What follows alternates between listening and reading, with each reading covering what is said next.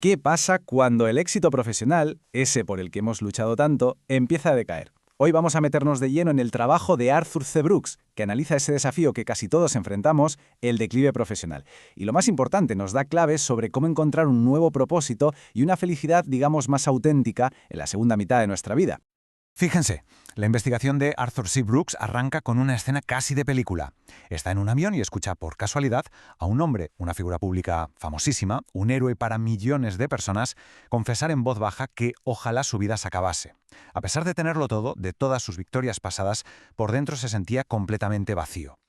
Esa confesión, esa desesperación de alguien que parecía estar en la cima del mundo, fue la chispa que lo encendió todo.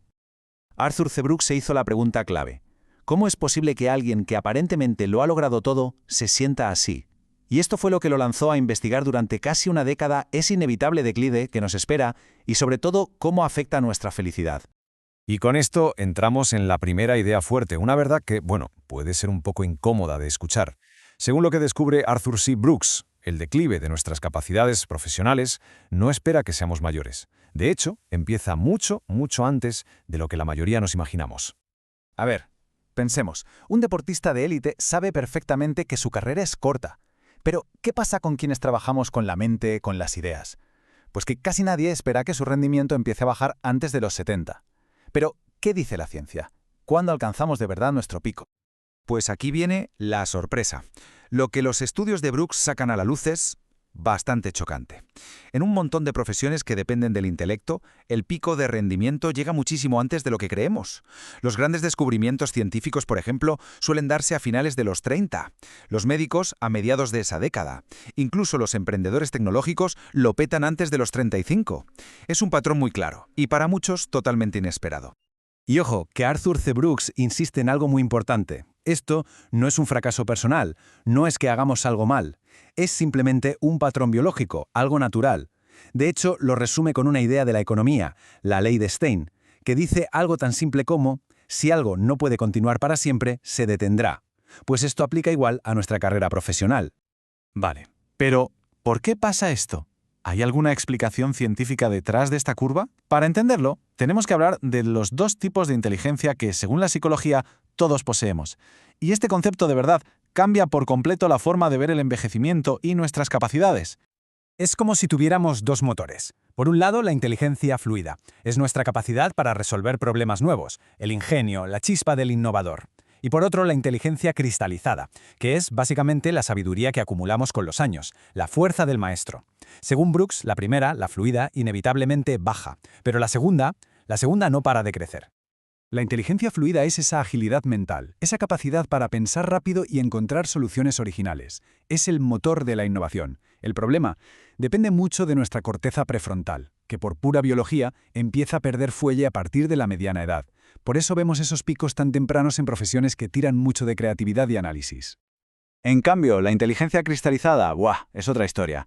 Imaginaos una biblioteca mental que con cada año que pasa tiene más y más libros, más conexiones entre ellos. Aunque el bibliotecario, nuestro cerebro, se vuelve un poco más lento para encontrar un dato concreto, la colección es cada vez más rica, más valiosa. Ahí, dice Brooks, es donde reside la verdadera sabiduría. Y es justo aquí donde la propuesta de Arthur C. Brooks se pone interesante y sobre todo esperanzadora. Nos dice que en lugar de pelearnos contra esa corriente de declive, lo que podemos hacer es aprender a surfear una segunda ola. Una ola que se alimenta precisamente del crecimiento de nuestra inteligencia cristalizada. La clave de todo, el meollo de la cuestión que plantea Brooks, es hacer un cambio de chip. Se trata de pasar, de forma consciente, de roles que exigen ser un innovador puro y duro a roles que valoran la sabiduría, la capacidad de conectar ideas y sobre todo la enseñanza. Es evolucionar de ser el creador a ser el maestro. Para que se entienda bien, Brooks nos cuenta una historia como esta. Una periodista de televisión que pasó de un mundo, el de los medios, que premia la novedad y la juventud, pura inteligencia fluida, a dar clases en la universidad. Un entorno donde su mayor valor no era la última exclusiva, sino toda su experiencia acumulada, o sea, su inteligencia cristalizada. Vale, suena bien, ¿no? Parece lógico. Pero entonces, ¿por qué nos cuesta tanto dar ese paso? Brooks identifica un obstáculo enorme, casi una pared. Una adicción profunda a las recompensas de esa primera curva. El prestigio, el poder, el reconocimiento constante. Y aquí Brooks está en el clavo con un concepto que es bastante potente. La autocosificación. Ocurre cuando una persona deja de verse como una persona completa y reduce toda su identidad a un símbolo de éxito. Ya no es yo soy, sino yo soy mi puesto, yo soy mis logros. Y claro, esto genera un miedo terrible al declive, porque si el éxito se va, ¿qué queda de uno mismo? Para que cada quien pueda ver dónde está, Arthur C. Brooks nos deja una especie de test, muy sencillo. Él sugiere que si la respuesta a una sola de estas preguntas es sí, es bastante probable que haya ahí una adicción al éxito.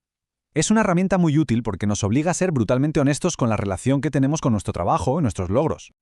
Bien, una vez que hemos visto el problema, la pregunta del millón es ¿y ahora qué? ¿Cómo se da ese salto hacia una segunda mitad de la vida más satisfactoria? La clave, según Brooks, no está en trabajar más duro para no decaer, sino en trabajar de una forma completamente diferente, pero en uno mismo. La estrategia que nos plantea Brooks es en realidad un cambio de mentalidad de los pies a la cabeza. Consiste en empezar a priorizar las conexiones humanas de verdad, no las transacciones de interés, en buscar un propósito que vaya más allá de nuestro propio ego, en atreverse a mostrar vulnerabilidad para conectar con otros, y finalmente, en soltar el apego a todos esos símbolos externos de éxito. Y aquí viene una de las ideas más potentes del libro, de verdad. Arthur C. Brooks le da la vuelta a la tortilla de la típica lista de cosas que hacer antes de morir. Él propone crear una lista inversa, una lista de ambiciones, de rencores, de apegos y de deseos que tenemos que soltar para poder vivir más ligeros, más en paz y, en el fondo, más felices.